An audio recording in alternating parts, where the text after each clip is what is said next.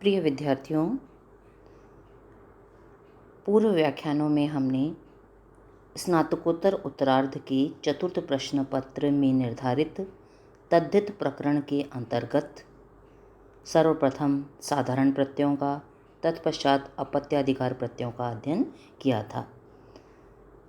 तदनंतर रक्ताध्यर्थक प्रत्ययों के अंतर्गत कतिपय सूत्रों का अध्ययन प्रारंभ किया था। आज उसी क्रम में आगे बढ़ते हुए हम अगले सूत्र सोमात्त्यण से अपना अध्ययन प्रारंभ करते हैं। देखिए, अगला सूत्र है आपका सोमात्त्यण। शब्दशः क्या अर्थ हुआ? सोमात सोम से परे, त्यण त्यण प्रत्यय होता है। पूरा अर्थ देखिए, क्या लिखेंगे आप व्याख्या में? देवता है इसका, सास्य देवता सूत्र का अध्याय चल ही रहा है हमारा। देवता है इसका अर्थ में सोम शब्द से परे त्यण प्रत्यय होता है। उदाहरण देखिए इसका, सौम्यम। सौम्यम ये आपका बहुत प्रचलित शब्द है और जो बहुत शांत सा दिखाई देता है उसे हम बोलते हैं सौम्य, क्योंकि वो किससे बना है? सोमः देवता से, सोम है देवता इसका, और सोम शांत प्रकृति को दर्शाता है, शीतलता को। कहा जाता है अग्निशोमात्मकम जगत, यह संसार अग्नि और सोम से ही बना है। तो अग्नि हो गया आपका उष्ण तत्व और सोम हो गया आपका शीतल तत्व, शीत तत्व। तो देखिए, बनाइए उदाहरण आप। सौम्यम सोमः देवता अस्य, इसका अर्थ हो गया या लौकिक विग्रह जो भी कहें आप। अब अगली पंक्ति में आइए। सोमः क्या है आपका? प्रथमा का एक वचन, मूल शब्द है सोम, प्रथमा एक वचन में सु प्रत्यय आया। सोम सु प्लस देवता है इसका अर्थ में त्यण प्रत्यय आ गया। सामने सूत्र दीजिए। सोमात त्यण सूत्र से देवता है इसका अर्थ में सोम शब्द से परे त्यण प्रत्यय प्राप्त होगा। अगली पंक्ति में त्यण में से य शेष रहा आपका, आदि ट और अंतिम ण का लोप कर दीजिए। तो सामने तो आप क्या लिखेंगे? सोमसु प्लस य। अब सामने आप अनुबंध लोप लिख दीजिए, या फिर लिखना चाहें तो चुटु सूत्र से प्रत्यय के आदि में स्थित टकार की इत संज्ञा होगी, हलंत्यम सूत्र से अंतिम नकार की इत संज्ञा होगी, और तस्य लोपः सूत्र से दोनों का ही लोप हो जाएगा। तो यह बच गया आपका। अगली पंक्ति में सु का भी लोप कर दीजिए, सूत्र आपको पता है, सोम प्लस यह बचा आपका। सूत्र है आपका कृत तद्धित समासाश्य सूत्र से सोम सु की प्रातिपदिक संज्ञा होगी, और सुपो धातु प्रातिपदिकयो सूत्र से प्रातिपदिक के अवयव सु प्रत्यय का लोप हो जाएगा। तो क्या बचा आपके पास? सोम प्लस य। अब आदि स्वर ओकार के स्थान पर वृद्धि कर दीजिए, औ, तो हो गया आपका सौम प्लस य। सूत्र है वृद्धि करने का, आप कर चुके हैं। तद्धितेष्व चामादेह सूत्र से णित तद्धित प्रत्यय त्यण परे होने के कारण आदि स्वर ओकार के स्थान पर वृद्धि औ आदेश होगा। तो हो गया आपका सौम प्लस य। अगली पंक्ति में सौम के अंत में जो अ है इसका लोप कर दीजिए, तो सौम हलंत रह गया आपका, प्लस य प्रत्यय में से बचा हुआ है एज इट इज़। तो अब अ का लोप करिए। यचि भम सूत्र से यकारादि प्रत्यय, यकारादि तद्धित प्रत्यय परे होने के कारण पूर्व शब्द समुदाय सौम की भ संज्ञा होगी, और यस्यति च सूत्र से भ संज्ञक सौम के अंतिम अकार का लोप हो जाएगा। क्लियर है? अब इनको मिला दीजिए आपस में, तो बन गया आपका सौम्य। इसके सामने कुछ नहीं लिखना, केवल हमने मिलाया है, कोई नया काम नहीं किया। अगली पंक्ति में सौम्यम कर दीजिए और उसके सामने लिख दीजिए नपुंसकलिंग प्रथमा एक वचन में यह पद या यह रूप सिद्ध होता है। स्पष्ट है? अब अगले सूत्र पर आइए आप। अगला सूत्र क्या कहता है आपका? शुक्राद घन। तो शुक्र तोड़ेंगे तो शुक्रात शुक्र शब्द से परे घन घन प्रत्यय होता है। अब सास्य देवता का आप अध्याय करिए वापस, तो लिखेंगे आप देवता है इसका अर्थ में शुक्र शब्द से परे घन प्रत्यय होता है।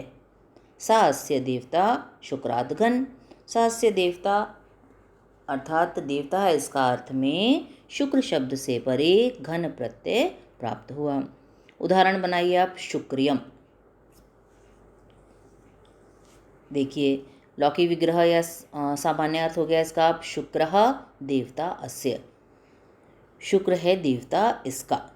अब नीचे आइए अगली पंक्ति में शुक्रः प्रथमा का एक वचन है, तो शुक्र मूल शब्द हो गया आपका, प्रथमा एक वचन में सु प्रत्यय आ गया और देवता है इसका अर्थ में घन प्रत्यय आ गया। सामने सूत्र दीजिए, शुक्रात घन सूत्र से देवता है इसका अर्थ में शुक्र शब्द से परे घन प्रत्यय प्राप्त हुआ, तो बन गया आपका शुक्र सु प्लस घन। अगली पंक्ति में घन में से घ शेष रखिए, न का लोप कर दीजिए। सामने या तो अनुबंध लोप लिखिए या फिर सूत्र लिखिए। हलंत्यम सूत्र से अंतिम नकार की इत संज्ञा होगी और तस्य लोपः सूत्र से उसका लोप हो जाएगा या फिर अनुबंध लोप। अगली पंक्ति में सु का लोप कर दीजिए, तो बचा आपका शुक्र प्लस घ।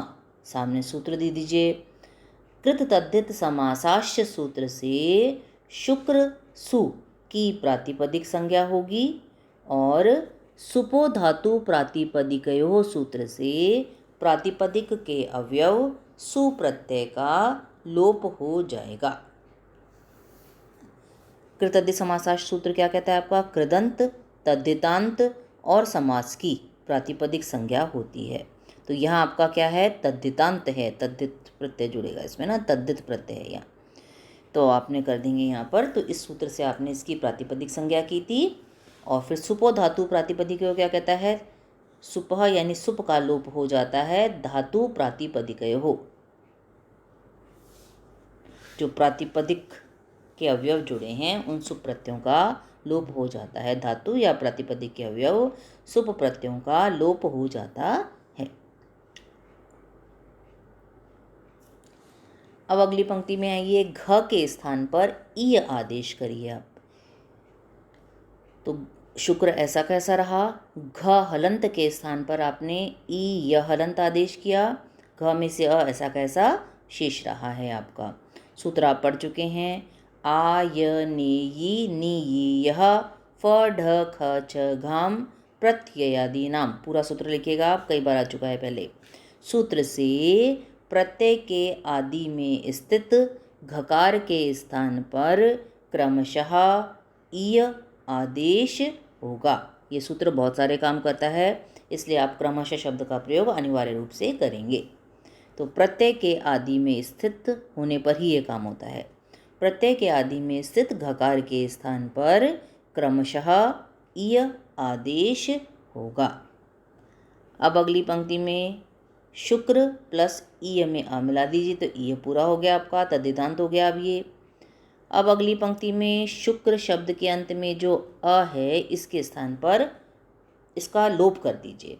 अच्छा, अब यहाँ प्रश्न करेंगे आप कि भाई इसके आदि में जो स्वर है उ, उसके स्थान पर आपने वृद्धि औ क्यों नहीं किया। तो वृद्धि करने का हमारे पास दो सूत्र थे। पहला था तद्धितेश्व चामादे, वो कहता था या तो णित या यित तद्धित प्रत्यय यदि सामने विद्यमान है तभी आदि स्वर के स्थान पर वृद्धि आदेश आप करेंगे। तो यह हमारा ना तो यित है और न णित है, इसलिए ये सूत्र लागू नहीं हो सकता। और एक सूत्र था हमारा कितिच, वो कहता था कित तद्धित प्रत्यय परे होने पर भी आदि स्वर के स्थान पर वृद्धि कर सकते हैं, तो ये आपका कित भी नहीं है, ये तो कैसा है आपका नित। तो नित के लिए कोई आदि वृद्धि हमारे पास प्राप्त ही नहीं होती, तो हमने आदि वृद्धि नहीं की। आदि वृद्धि नहीं की तो अंतिम स्वर का लोप कर दीजिए। शुक्र में विद्यमान जो क्रम में विद्यमान जो अ है अंतिम, इसका लोप कर दीजिए, तो शुक्र हलंत रह गया प्लस ईय। यहाँ सूत्र लगा दिया हमने, यचि भम सूत्र से आजादी तद्धित प्रत्यय। अब ईय हो गया ना आपका, घ तो नहीं था लेकिन ईय तो हो गया है, तभी आप ये काम कर रहे हैं। तो यचि भम सूत्र से आजादी तद्धित प्रत्यय ईय परे होने के कारण पूर्व शब्द समुदाय शुक्र की भ संज्ञा होगी और यस्येति च सूत्र से भ संज्ञक शुक्र के अंतिम आकार का लोप हो जाएगा। लोप कर दिया आपने, तो शुक्र हलंत रह गया प्लस ईय अब इसमें मिला दीजिए। तो शुक्र में ई मिल गया तो शुक्री, यह है ये आपका पूरा शुक्रिय। इसके सामने कोई सूत्र नहीं लिखना, केवल मिला रहे हैं आप। अगली पंक्ति में कर दीजिए शुक्रियम और उसके सामने लिख दीजिए नपुंसकलिंग प्रथमा एक वचन में यह रूप सिद्ध होता है। तो आज हमने 2 सूत्र किए, सोमात्यण और शुक्राद घन। ये दोनों ही बहुत महत्वपूर्ण सूत्र हैं। या तो इनमें से उदाहरण आता है आपका जिसकी आपको सूत्रोल्लेख पूर्वक सिद्धि करनी होगी, या फिर सूत्र आएगा कि इसका उदाहरण व्याख्या कीजिए। तो दोनों ही प्रकार से आप इनको तैयार कर लीजिएगा। होम असाइनमेंट पूरा करिएगा और अगर कोई आपत्ति हो तो पूछिएगा।